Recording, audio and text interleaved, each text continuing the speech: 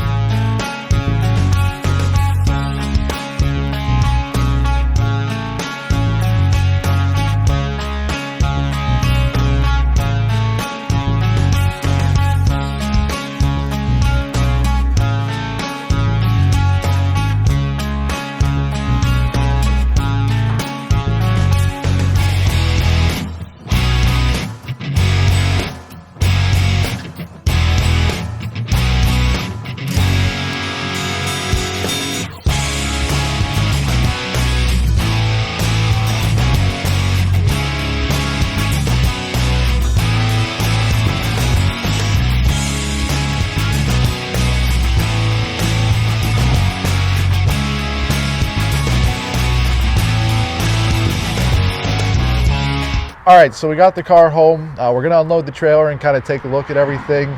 This is actually my buddy Balsley. I didn't get to mention him earlier. We were kind of busy unloading everything. And then Chucky is behind the camera. Chucky, you wanna say hi? Hi. Really? Really? That's what you're gonna do?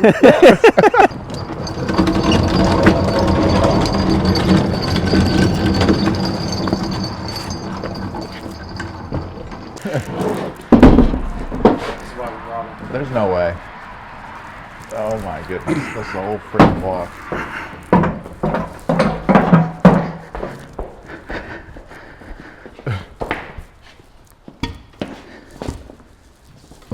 Dang, dude, that's impressive.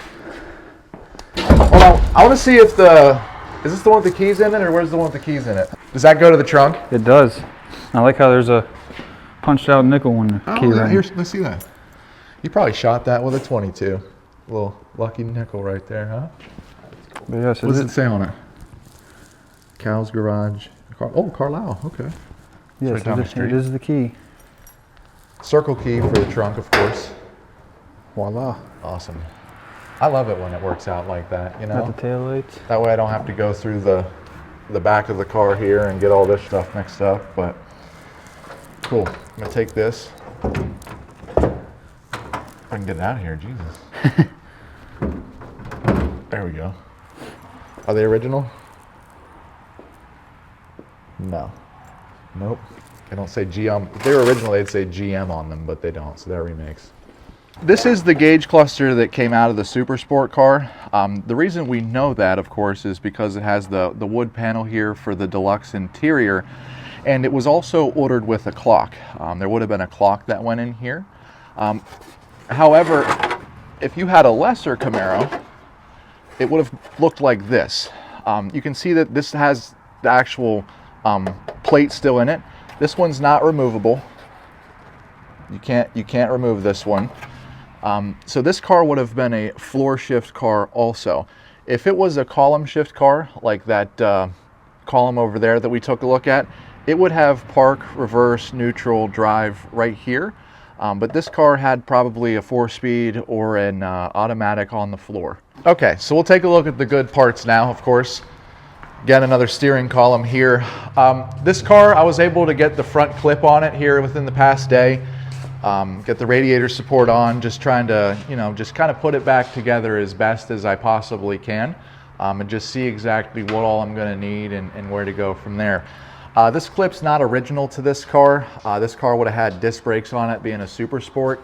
They're outside sitting, but they have drum brakes on it. Not anything too crazy. All of the front clips are the same for these cars. There's no numbers on these clips or anything to tell you that it is original or not original to a car. And they came across, you can get them in a Nova or several different cars made in '69.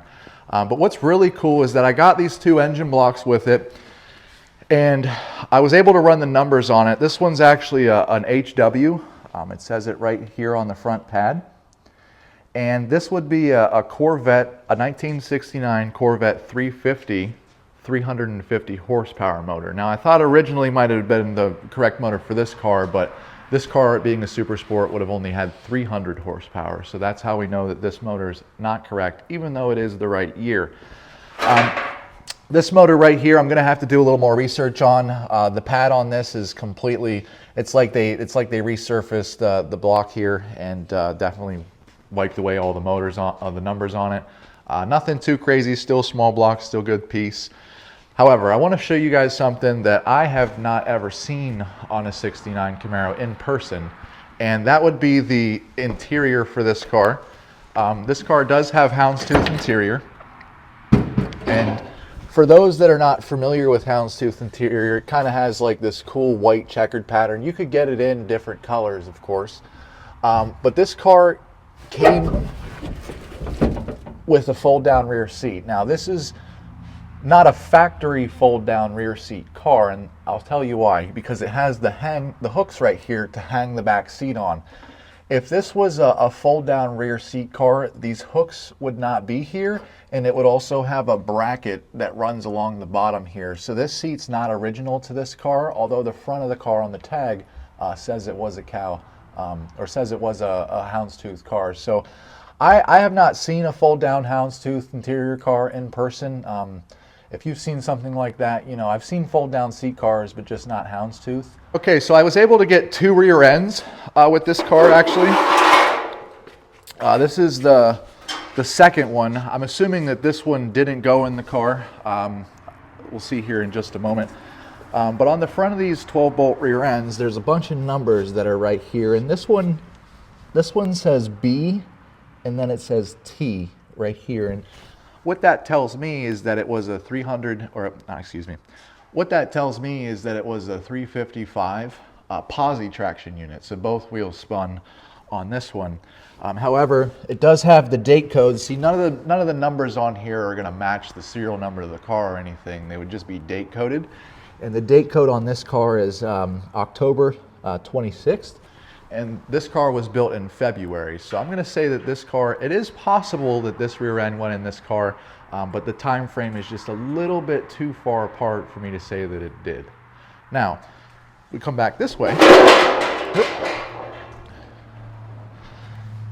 This is the rear end that probably came out of this car, and the reason I'm saying that is because, I'm trying to see here, I forget what it says.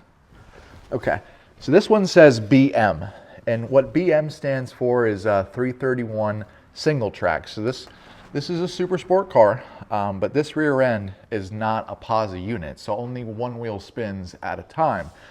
The date code on this car, or on this rear end, is 11/12, so that means that this rear end was built in November on the 12th.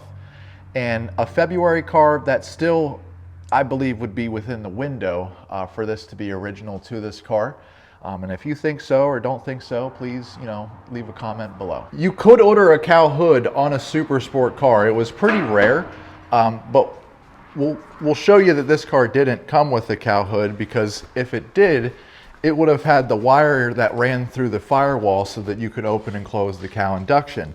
Now, that would have been right here. So this car doesn't have a hole here, so that tells me it didn't come with a cow hood. It would have just had a regular super sport hood.